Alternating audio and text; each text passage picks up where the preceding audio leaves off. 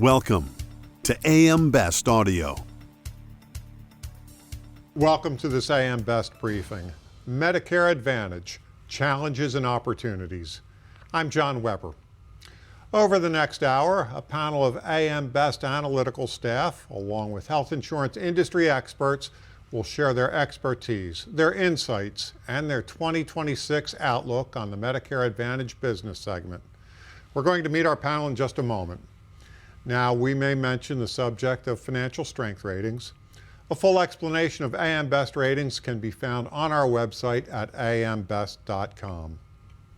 The opinions expressed by our non-AM Best panelists are theirs and theirs alone and do not necessarily reflect the opinions of AM Best. Now, if you have a question or comment for our panel, please use the question feature on your screen and we will do our best to recognize it during our program today. And now let's meet our panel. Presenting today will be Julia Friedman, Principal and Consulting Actuary for Milliman. Julia, so glad you could join us today. Thanks for having me. Also with us today is Stephen Harris. Stephen is President, Government Markets, Healthcare Service Corporation. Stephen, thanks for taking the time to be with us today. Hi, John. Thanks for having me. Also with us is Bridget Mayer. Bridget is Director, AM Best. Bridget has been with AM Best for 20 years, predominantly working with health insurers. Overall, Bridget has 30 years experience in healthcare finance. Bridget, as always, it is great to see you. Thank you very much, John. And Bridget, we're going to kick things off with you today. Medicare Advantage has struggled to achieve profitability as of late, hasn't it? Yes, it has. And we're going to go through our presentations today, and we're going to try and address that question and also talk about opportunities that remain with the industry. Even though there are challenges, there are still significant opportunities in Medicare Advantage. So this is our agenda for this next hour that we're going to be going through. I'm going to be starting with the insights from AM Best. And we have all of our expertise in our presentation. And you can look at that during the presentation. And then we're going to go over a little bit about AM Best. AM Best is a global rating agency widely recognized by the financial industry, and it is the only rating agency that is solely dedicated to the insurance and reinsurance markets. The company is also well known as a source of pertinent and timely research and insights in the insurance industry. So we're going to talk about the Medicare Advantage insights from the viewpoint of AM Best and as being an analyst in this industry. We have outlooks on our business segments. We started off for the first time last November, in November of 24 actually, putting a sub-segment outlook out on government programs, specifically Medicare Advantage and Managed Medicaid. At that time, we assigned the sub-segment a negative outlook. And it was mainly because of the increased utilization trends that were being seen in the industry, along with impacts from changes to the Part D from the Inflation Reduction Act, changes to the star ratings, or reductions, actually, the reductions in the star ratings, and then it was the changes in the risk adjustment payment methodology. Then when we started into 2025, we saw more broad-based things going on in the health insurance industry.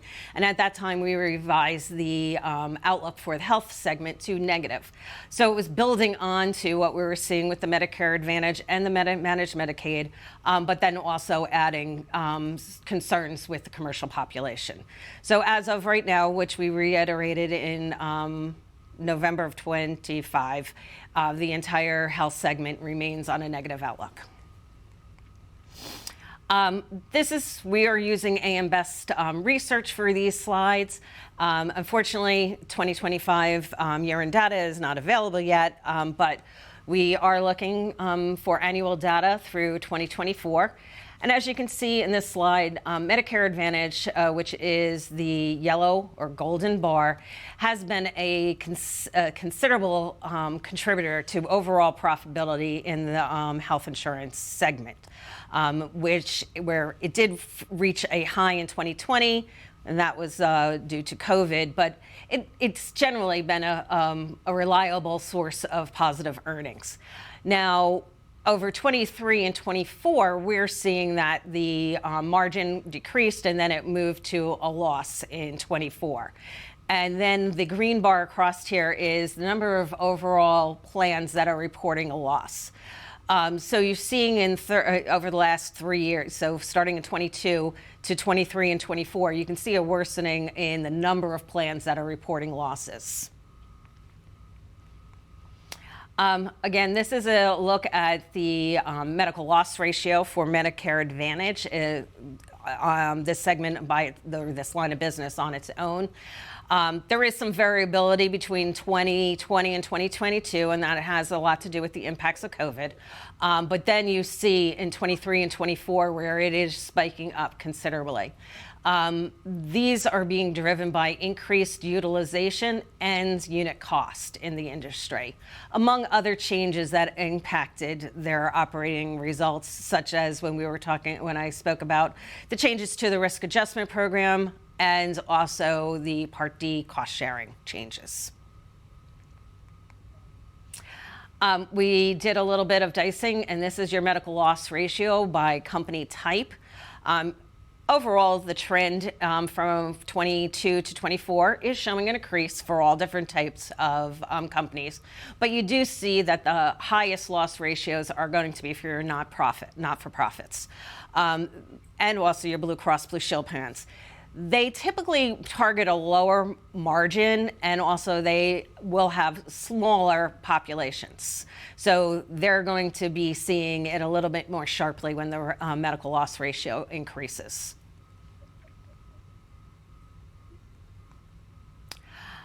This is the medical loss ratio trends for the publicly tradeds. Again, you are seeing the trends is very similar across the board. They are all increasing. We do note that CVS Health did have a sharp increase between 23 and 24. That was out of the norm of the trend that we're seeing in this slide. And that is because it was reported that they had lost the 4-star rating on their largest Medicare Advantage plan. Through 3Q25, we're not seeing any abatement of the trends that we're seeing. However, they are becoming more of an expected versus on an increase. So they're maintaining a higher level without the big sharp increases that we saw over the past 2 years. Now we're looking, these slides we're going through, we're going to start looking at plans that are concentrated in Medicare Advantage, meaning they have over 33% of their premium volume is coming from Medicare Advantage. So you can see that when you have them with the blue one is both publicly traded and your not-for-profits, or you're excluding the publics, excuse me. You can see that they're profitable all the way along the line, and they remain profitable in 24. However, when we remove the publicly traded, you can see that they went to a loss earlier than everybody else. You can see that the loss for those plans started in 21. Through 21 and 23, that loss was manageable, but you can see that it was increasing considerably in 24.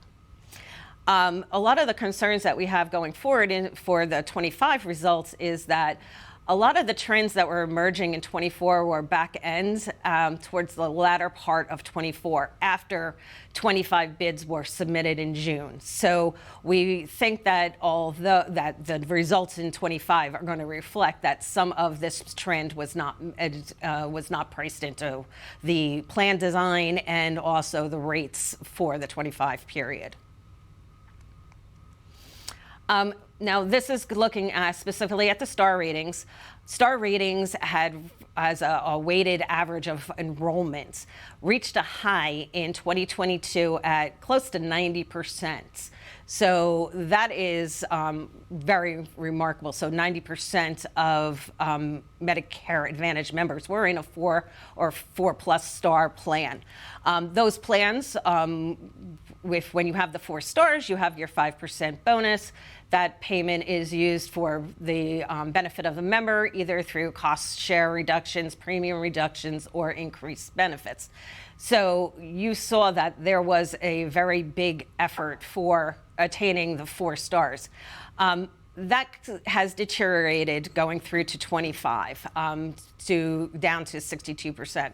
Part of that has to do with how CMS designs the program, and they have raised the bar over the years on what it takes to get that 4 stars. And going into 2026, when we were looking at some of the information, the averages, we see that the average is going to be below 4 on average. So we're expecting that weighted average enrollment will be lower than 25s for the 26 payment period. So this is going to be Medicare Advantage concentrated plans also. We're looking at capital surplus. We're looking at paid-in capital, and then we're looking at the underwriting losses. Capital and surplus had been slowly growing and maintaining a upward trajectory, but so had paid-in capital. So your paid-in capital is more than likely offsetting underwriting losses and funding any growth for plans. So you do see that there is definite moderate capital growth, and also there is increased need for paid-in capital to support this line of business. Now we're going to look at some of the concentrations of MA and the impacts on some of the aspects of the AM Best ratings. Our balance sheet starts with our BCAR and our balance sheet assessment. So we are seeing that BCARs are being maintained at a pretty steady level, even though there are changes or challenges in the Medicare Advantage business segment. And that has a lot to do with the paid-in capital that is being provided to the insurance plans. When we look at the balance sheet assessments, you can see that MA raters, a lot of them still have the strongest balance sheet assessment. And so, a lot of them will balance through all of the different, assessments. But you can see that just because you're concentrated in MA does not preclude you from having the strongest balance sheet assessment. Operating performance, you're going to see a little bit more of a challenge for the MA concentrated plans. This is backwards data. This is for ratings through, we pulled this, I think, for ratings through September. So you can see that the MA writers, there's going to be a little bit more in the marginal and less in the adequate. Although they may have a concentration in MA, they are writing other business, which could be profitable, which will impact also their assessments. Business profile, most plans have a neutral or favorable business profile. Majority of our rated entities are not writing just Medicare Advantage. They are writing a broad spectrum of business. So that could be one of the reasons why they're going to be more of a neutral or favorable. If you are highly concentrated in Medicare Advantage, that could impact your business profile, but business profile takes a little bit more time for it to be built in and recognized in a business profile assessment. And with that, I'm going to let John ask me a couple questions. A terrific presentation, Bridget. And yes, we do have some questions for you, starting with how much are the challenges with Medicare Advantage contributing to the negative outlook for the entire health segment?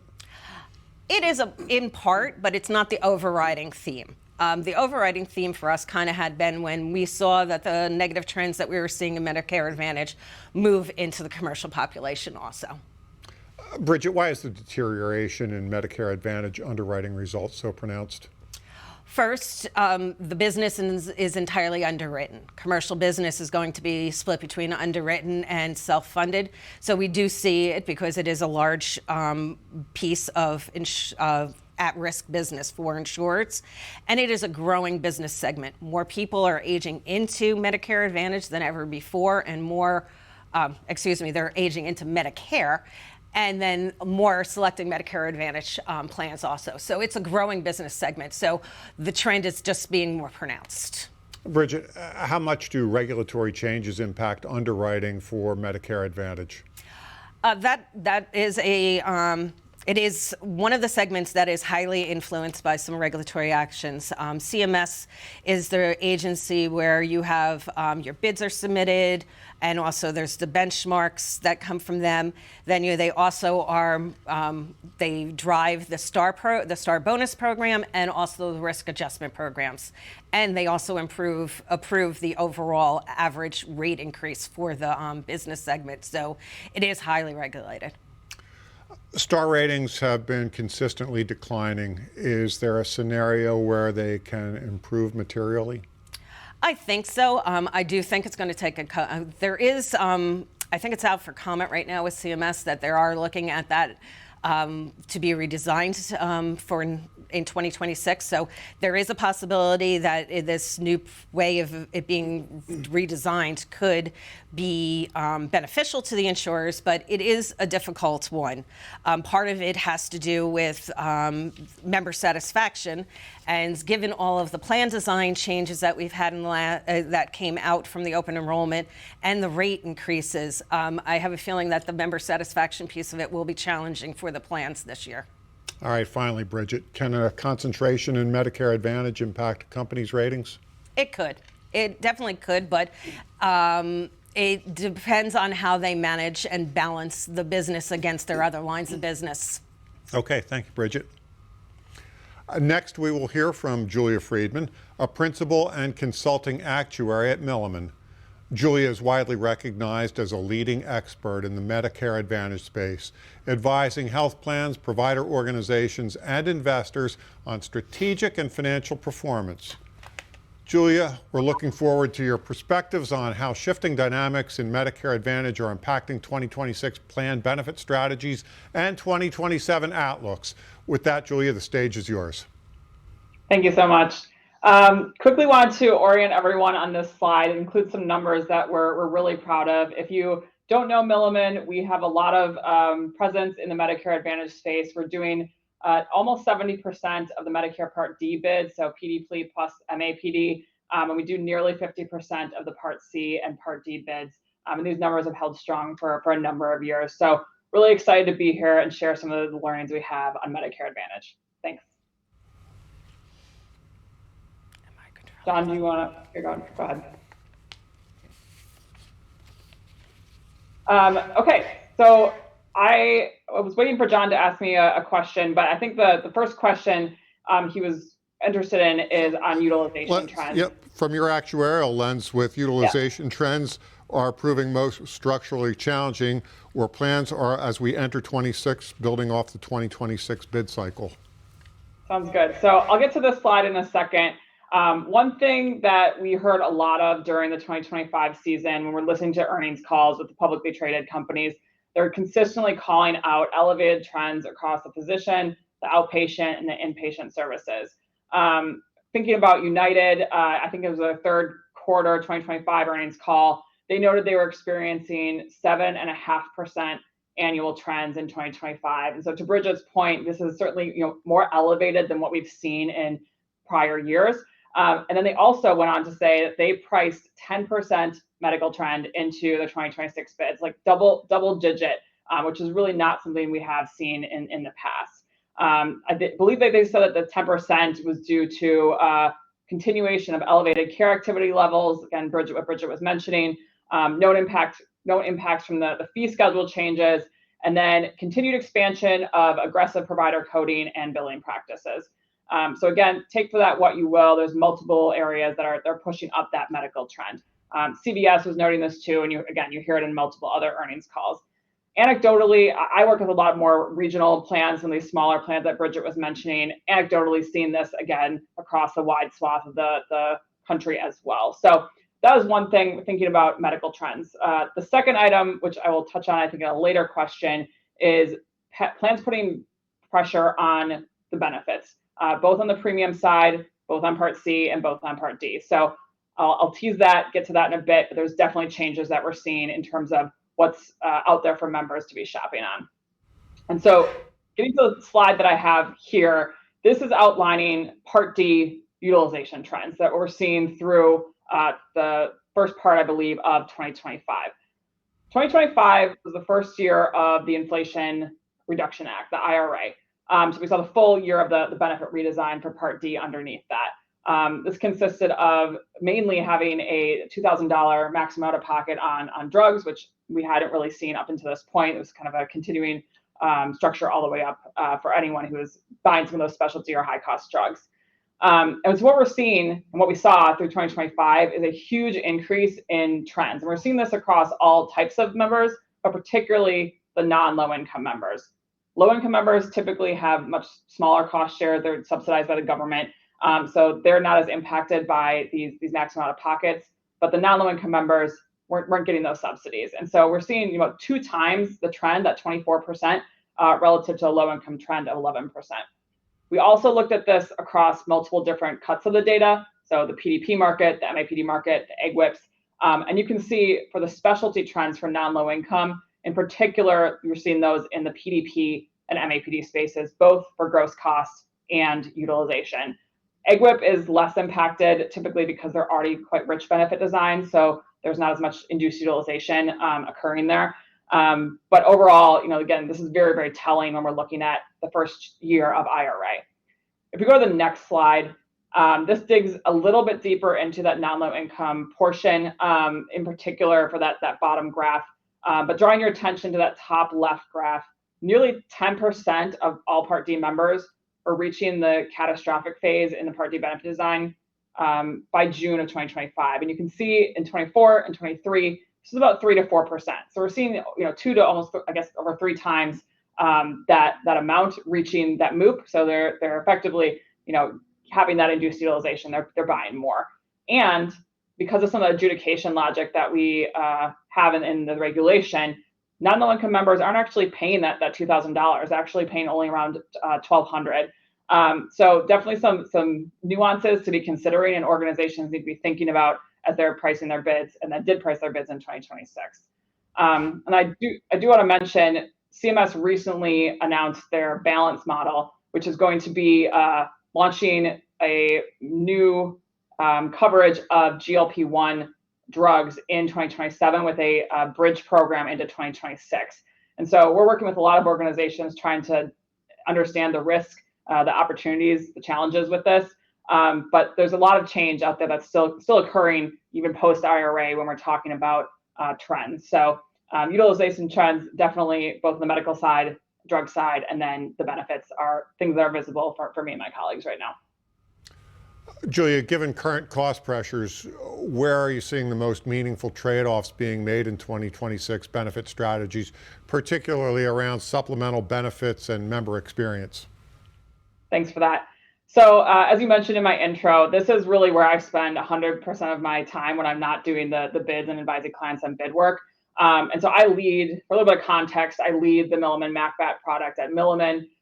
This tool is something we've been developing over 15 years, and we measure the value added above and beyond traditional Medicare of each MA plan nationwide for the individual market. So you can look at this both at a micro level, but at a macro level is what I'm going to show you on the next slide.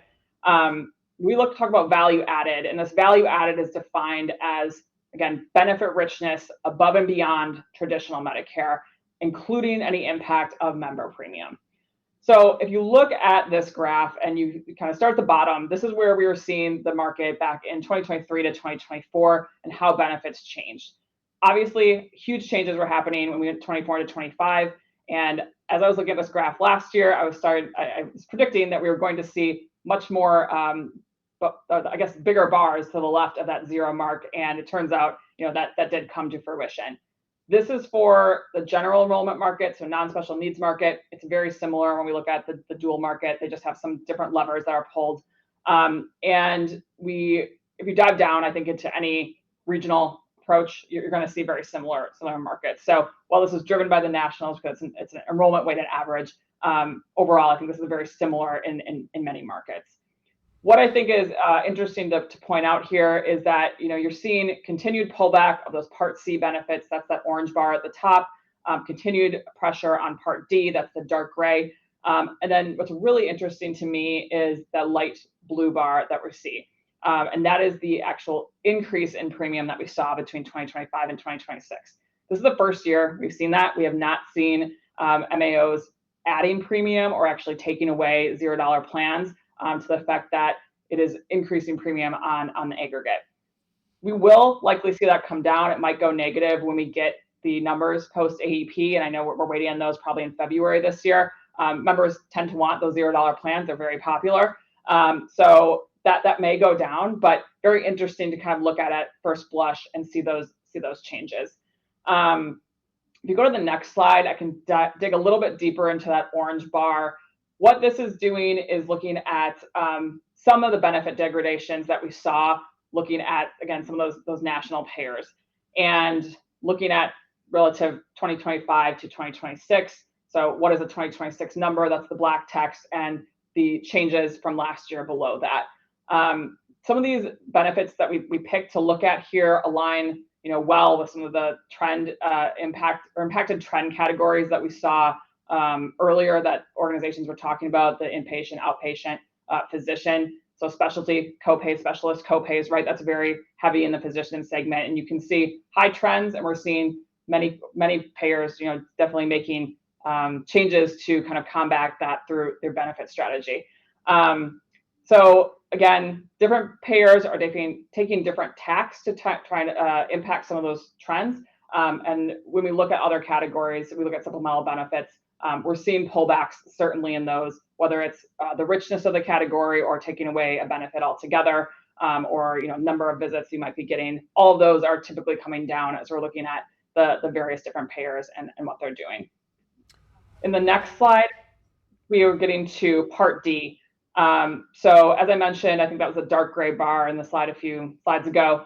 That resulted in increases typically from those Part D deductibles. So you see the 2025 Part D deductible is in blue here, 2026 is in green. Again, looking at some major payers, all of them are increasing those Part D deductibles. That's very visible. Typically, these do only apply to brand drugs. So you're not typically applying that to the generic tiers. But again, still very visible for members as they're going out to shop. And we look at the brand tier categories. So we're talking about typically tier 3 and typically tier 4 is where plans are putting branded drugs, which typically tend to be higher cost.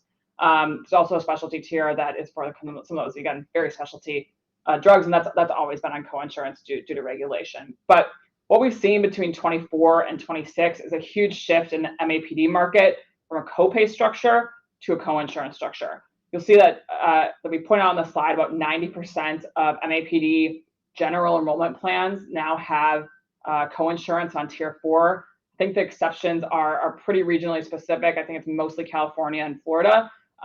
But you will see, throughout that table, there are a few outliers when we're looking at tier 3. That's where the red circles are. And then the green is indicating a change from 25 to 26. So a lot of organizations are leaning into this brand strategy. We talked about some of the maximum out of pocket and that greater of logic. Payers are benefited from using a coinsurance strategy on some of those brand tiers relative to a copay strategy at a very high level. There's certainly more formulary analytics and reasons you would want to potentially do a copay for growth or other reasons. But in aggregate, again, seeing a lot of pullback when we talk about Part D as well.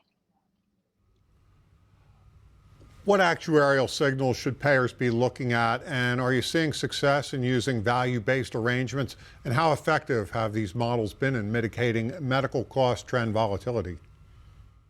That's a great question, John. I think Bridget hit on a lot of those items earlier, right? Stars are obviously things to be looking at. Understanding, provider network is another, which I'll get into. Risk adjustment integrity, obviously the medical costs, obviously looking at MLRs. There's a lot of signals that are important to be understanding in terms of the forest versus the trees, understanding you versus your competitors, which I'll get into in a second. So I think that, yes, there's a lot out there, but ultimately to me comes down to really getting that data and really understanding what the data is saying because there's a lot out there, right? You can't boil the ocean in MA. There's so much to be to understand, and so making sure you're really getting clear data and asking clear questions is going to be critically and continue to be critically important as we go forward. With regards to value-based care, I've seen anecdotally payers are still pretty anxious to get into VBC models, but you may not always have some risk-bearing providers willing to do the same thing and anxious to take on risks. So I've seen both sides of the coin on this. There are some organizations that work really, really well with other provider risk-bearing entities. They're able to realize healthier populations. They're able to create the correct incentives, and they're able to scale. But sometimes the ones that are fragmented, they're not as agile and they continue to struggle. In a recent earnings call, I think it was the Q2 2025 United Health call, they talked about their one of the risk arrangements. They said some of their most mature value-based care cohorts, the ones that are from 2021 and prior, they're realizing margins of 8% or higher in the past year in 2025. And to Bridget's slides, that's a great position to be in when we're seeing some of the financials right now. But then they went on to say that their 2022 and 2023 cohorts only seeing about 2% margin, and the ones that joined in 2024 and 2025 are actually seeing negative margins. So what does that mean to me? I think it means that longevity, and maybe I'm preaching to the choir, but longevity is extremely important. Right? We're thinking about VBC arrangements. Having those members attributed to you in the long term is really important to be able to get success in the VBC business. And from a risk-bearing provider, I think jumping into it without having the informatics behind it can make it difficult to succeed, especially in this current climate, especially when we look back to those 2024 to 2025. And ultimately, I would think about VBC. It's effective when you're. Sometimes it's hard to protect you when you have some of those broader trend shocks. Version 28 being a really great example of that. That's impacting everyone the same, and so having to adjust how you're dealing with version 28, for example, is one thing that you have to be prepared to adjust for as a value-based care organization. But it can be effective when we're really understanding some more of those cohort ages and certain contract designs. Julia, when plans are reassessing where to lean in or pull back, what financial and operational signals actually separate markets worth fixing from markets that are structurally challenged? Thanks. And I think I realized I forgot to go through a slide, so we can go through the next one more, please. Thank you. So I think this is a great slide to kind of indicate the market dynamics that are happening right now in MA. And product design is really one way to address that. It is one lever. But when I look at this slide, what's pretty evident to me is that there are a lot of headwinds right now in Medicare Advantage. There's a lot of uncertainties, and you're not seeing as many tailwinds. One thing that isn't on here is talking about the rate announcement, and so that's something I want to touch on at the very last portion of my discussion. But the continuation of potentially higher benchmark rates will always be welcome, I think, in the market. But back to your question, when we're talking about reassessing where to potentially lean in or pull back or exit, I think it's first really important to understand whether the losses that organizations might be experiencing are fixable or are they structural. Because the margin that's based on broad-based medical trend changes, for example, sometimes that can be harder to adjust even with utilization management capabilities. That's a very different signal than one that is driven by a known pricing error or known benefit positioning. Those are more easily fixable on a year-to-year basis when we're talking about the bids. So, of course, understanding where you are from a financial lens, and as I mentioned before, knowing how the forest around you is behaving versus your lone tree as the payer, really can help contextualize. Are you the only one seeing this, or is everyone seeing the same thing as you? At Milliman, we have a lot of different data assets that don't just answer that right on the MLR basis. We can get into, is your network health appropriate for where you're at? Is your benefits appropriate for where you're at when you look at where you are benchmarked relative to the market? So looking at margin by service category, by geography, by benefit user type, one way that I work with organizations, and really trying to also better understanding some of those structural shocks that you might get, so like flu season or payment rate changes, and whatnot. If we go to the next slide, one thing I think that is critically important to hopefully have understood in 2025 and to understand as we go into 2026 is there were a significant amount of plan terminations and service area reductions, or SARs, in the 25 and 26 markets. And about 3 million beneficiaries will be required to shop for a new plan in 2026. That's 1.5 times the number in 2025 and 10 times what we saw in 2024. So we're in a considerably different place in MA in 2026 than I think we were even 2 years ago. But 90% of the beneficiaries impacted were non-special needs members, non-special needs plans. So the SNP market, as we'll get to in the next slide, you can go to the next one, definitely less impacted. Organizations are leaning into those SNP-heavy strategies, both in the D-SNP and the C-SNP space. But it is really important as a payer, again, to understand the market around you as to where those terminations might be happening and how that might be impacting your business. And of course, I don't want to forget, like, those drivers outside benefits, those drivers outside geography, understanding risk or performance, obviously critically important, understanding quality performance, all those things. You need to drive the revenue side of the house if you're also trying to drive some of the cost approach as well. So those are things I think to be critically thinking about when reassessing, leaning in or pulling back. So what are the trends to closely be following in 2026, Julia? Yeah, so my very last slide tries to wrap that up. Sorry, go back one more, thank you. So one thing I guess I didn't touch on, but I think we're seeing a lot of is some of these organizational consolidation and affiliations. Stefan's going to talk a lot about that with his business. And we saw just another one last week. I think Mass Gen and Fallon were looking to potentially look at a consolidation. So looking towards 2026, if we will see more of those. I mentioned medical trend, RX and specialty drug trend will continue to be shifting, especially with some of these models that we're seeing put out by CMMI. SNP strategies will be critically important. The government is definitely watching this. They recently put out an RFI trying to understand some of the changes in the C-SNP space as well. So understanding how D-SNP integration efforts may be intermeshing with that, thinking critically about that for your portfolio. Benefit richness and premium dynamics, as you can tell, we have a lot of data on that, but there is just a lot of change that has happened in the last few years, and I anticipate will still happen into 2027. And members are going to be facing, continuously different choices on their type of plan design versus what they had prior.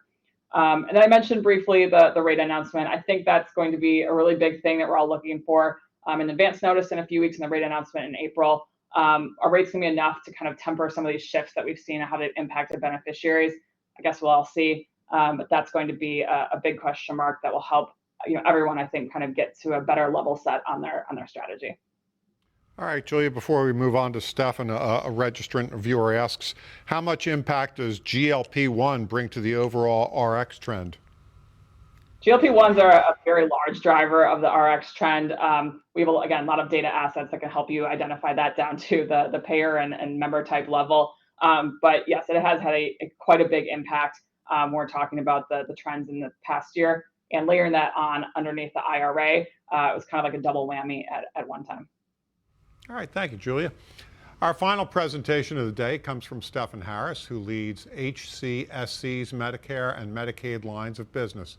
Stefan will discuss the opportunities HCSC sees in Medicare Advantage, including their recent acquisition of HealthSpring and their outlook for Medicare Advantage from a Blue Plan view as well as a national footprint. Stefan, you have the floor. Thanks, John, and good afternoon to everyone. I'm certainly excited to have this opportunity today to provide you with just an introduction to HCSC, who we are, coupled with an update on the acquisition of the Cigna Group's Medicare Advantage business, MedSup assets, Medicare Part D business that we acquired in March of last year.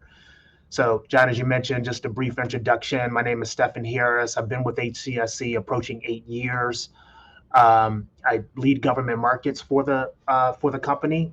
Prior to that, I was the president of Blue Cross and Blue Shield of Illinois here at HCSC for a few years. And before that, I have deep experience in government programs, primarily in Medicaid here at HCSC, and prior to that with a large national Medicaid managed care company. So jumping into the presentation, HCSC, as many of you all are aware, is the nation's largest mutual health insurer.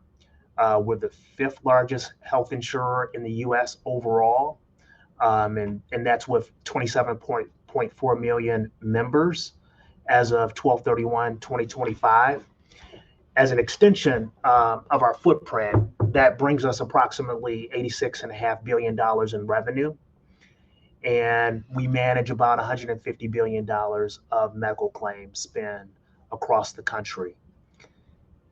Our presence is anchored around our Blue heritage. So, historically, we've been known as a Blue Cross and Blue Shield licensee provider in our 5 core states. That's Illinois, Texas, New Mexico, Oklahoma, and Montana.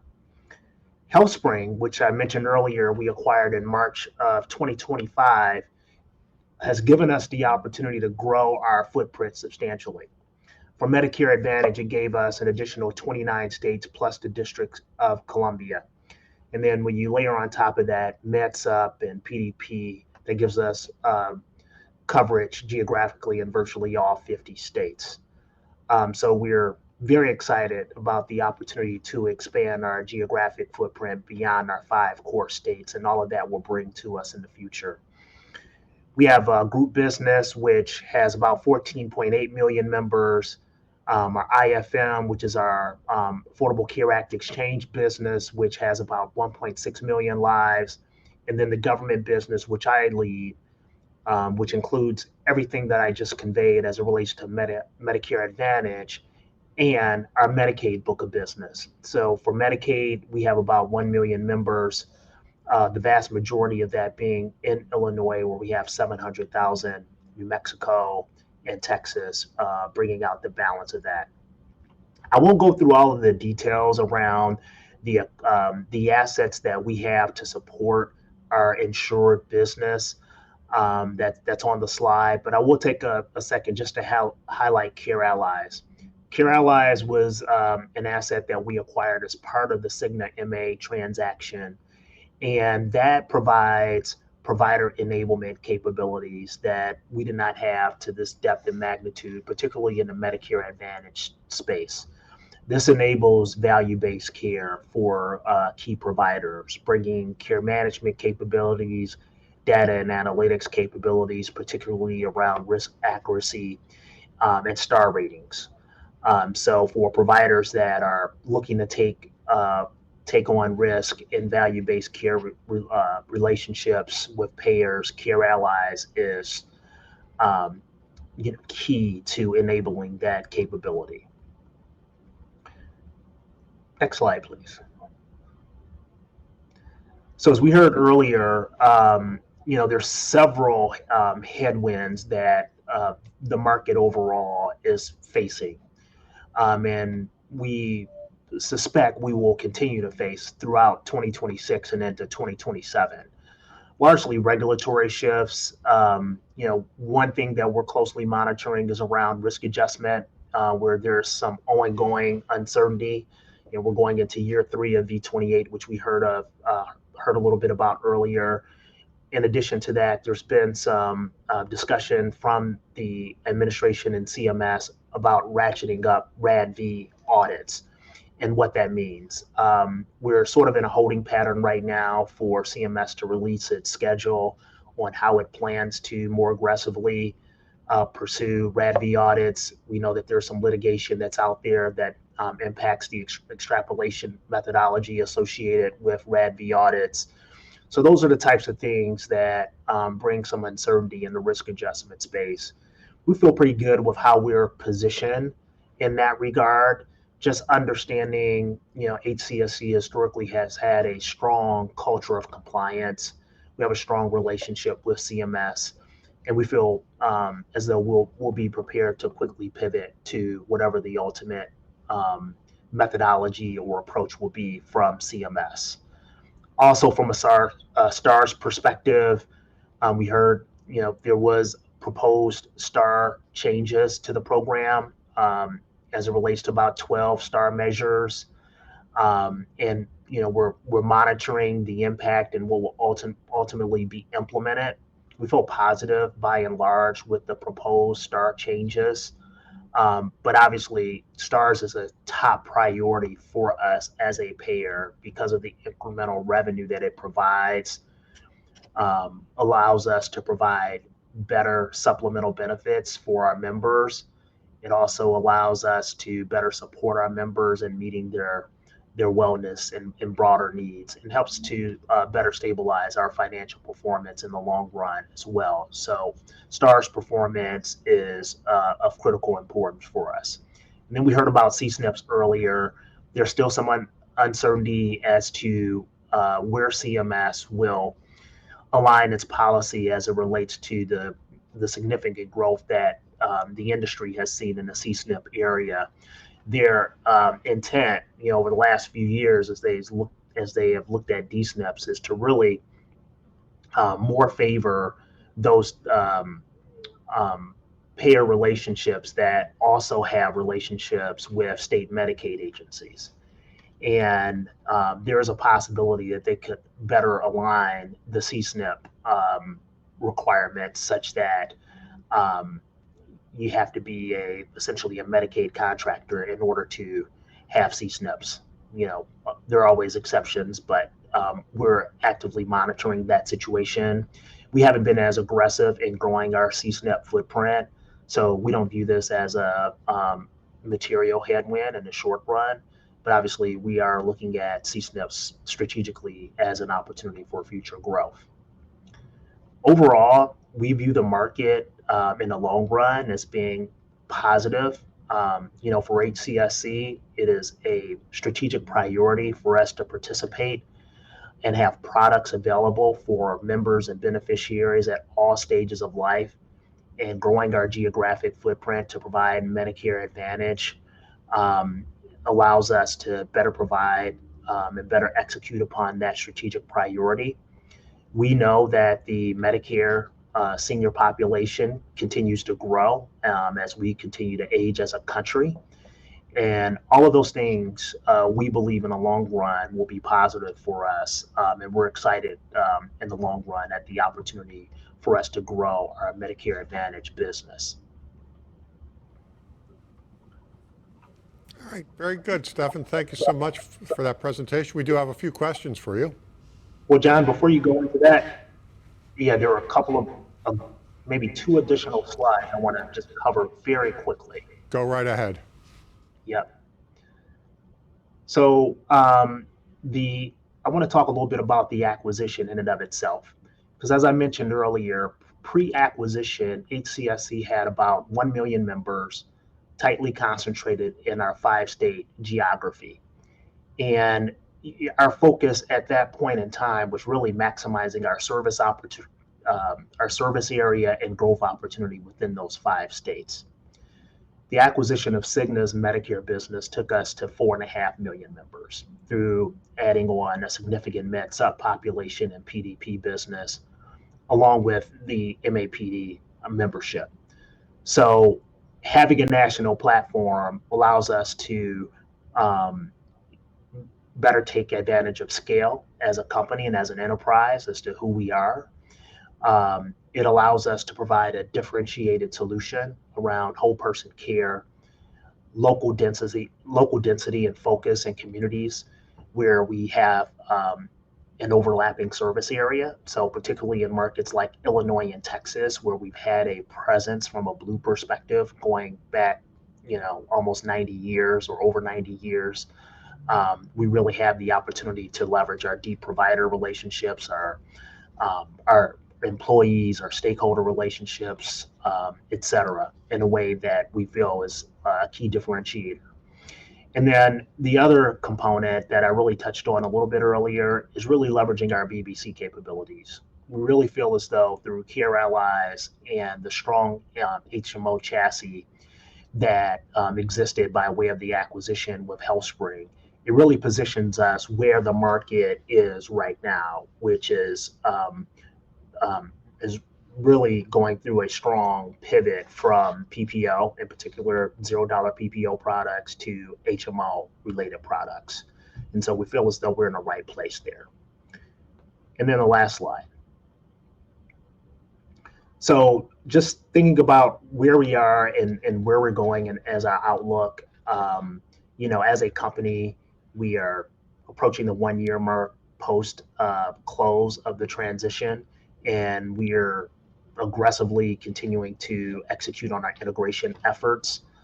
We're making strategic investments in key area to leverage the scale that we have, and that includes investments in AI where it makes sense, as well as looking strategically at where there are opportunities to better enable VBC capabilities. We're also looking to optimize our member experience to better drive health outcomes. And that really equates to how do we improve overall stars performance. So looking at those key member experience measures, making sure we're being very mindful of those types of benefit changes or provider network disruptions that would impact the member, and being very proactive in that regard. And then responding swiftly to policy and regulatory shifts that I discussed earlier that we will be experiencing, throughout 2026. And then looking for sustainable growth opportunities in targeted geographies. And that includes rationalizing our Blue and HealthSpring brand, and optimizing the presence in overlapping geographies like Illinois and Texas. And then, looking very strategically across the broader geography at how we're positioned and where those opportunities are for growth. And that's it. All right, So, ready John, for some questions, Stefan? I'm ready. All right, from your local Blue plan perspective, what market dynamics or member needs are shaping where you choose to compete and invest in Medicare Advantage?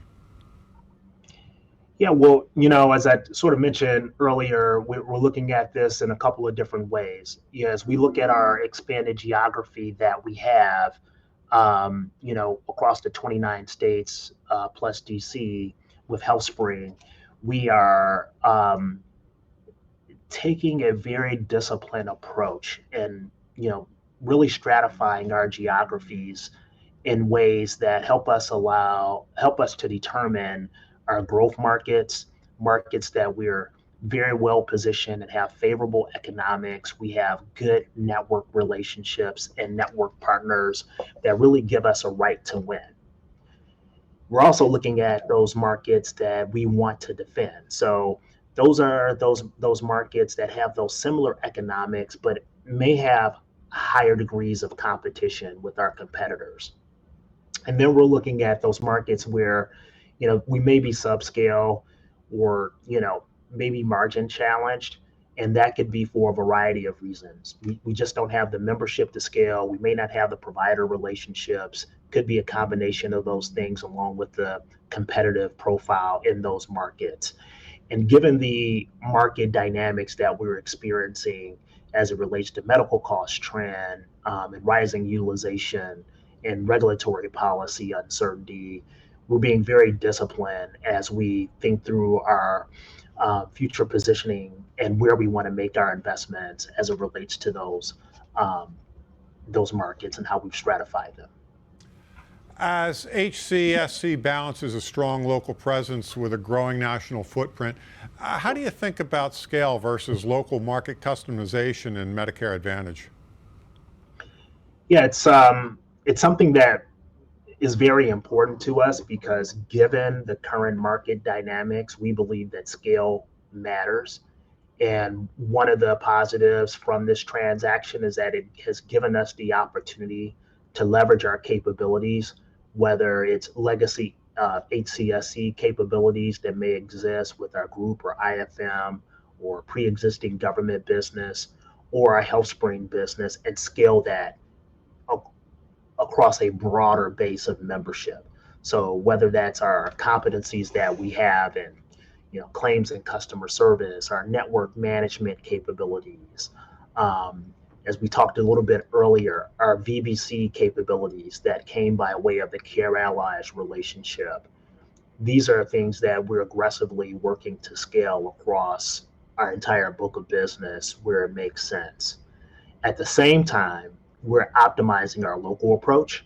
So if we look at Illinois and Texas, we're looking at how we best leverage our Blue brand and our HealthSpring brand in those markets.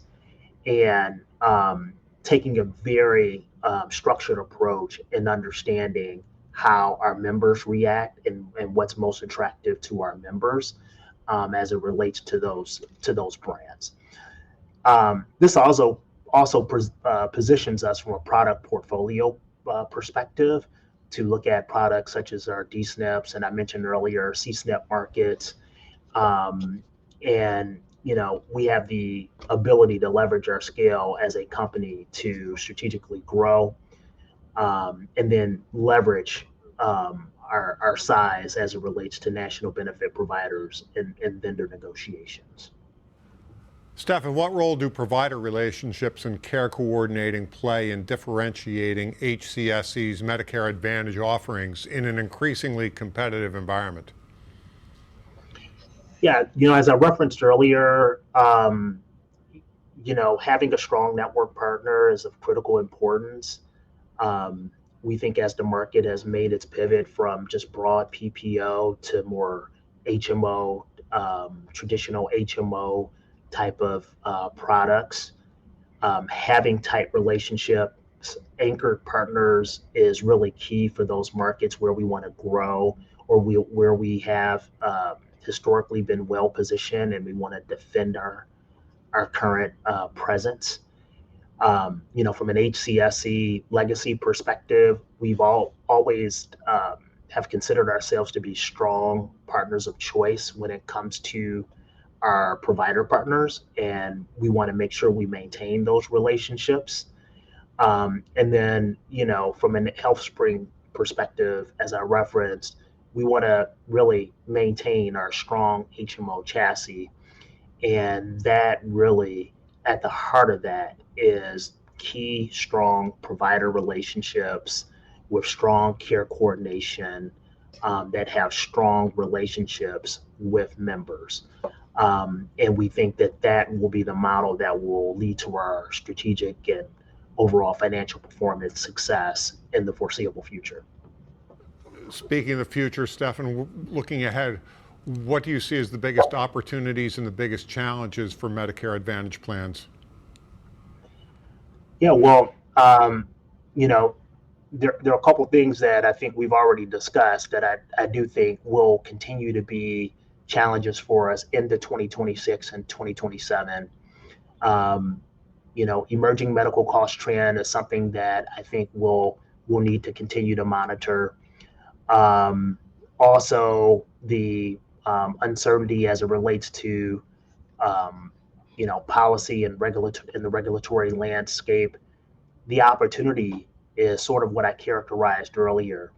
Right now, our ability to execute on our integration strategy, our geographic strategy and targeting areas for sustainable growth, in an overall marketplace where Medicare, and seniors continue to age and the Medicare population will continue to grow, we believe in the long run will lead to opportunities for us to be successful in the long run. Stefan, we have a question from a viewer who asks, in the Part C space, what type of services are generating an elevated trend in 2025?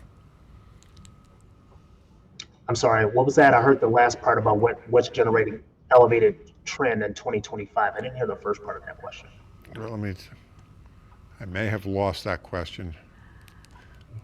I think it was for Part C, what is generating the elevated expenses? Correct. Yeah. So I think it's no different than what we're seeing across all of our lines of business. We're seeing increased utilization associated with outpatient surgeries. Oncology and specialty drugs are huge drivers of the medical cost trend. All right. Well, this has been a great conversation today. Bridget, you get the last word. Any closing thoughts? As we conclude, I just wanted to say that, their challenges are going to remain for Medicare Advantage, but from my experience, health insurers are highly adapted to a changing operating environment. It's probably one of the industries that you can say that no 2 years are ever the same. But opportunities remain for this segment, and it is one of the only segments which has the potential for real enrollment growth. So it is one of those segments that I think that the industry is looking to for profitability, for the future, for where insurers are going. All right, thank you, Bridget, and thank you all of our panelists for an outstanding presentation here today.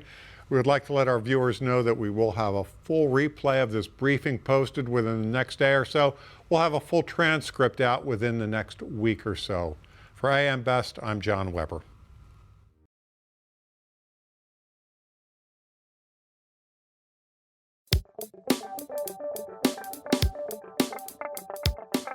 Looking to get the full attention of the insurance industry? We have the platforms that will do just that. Whether it be AM Best TV, AM Best Audio, Best Review Magazine, or Best Day. Find out more by calling AM Best Advertising Sales at 908-439-2200, extension 5399, and have a great day.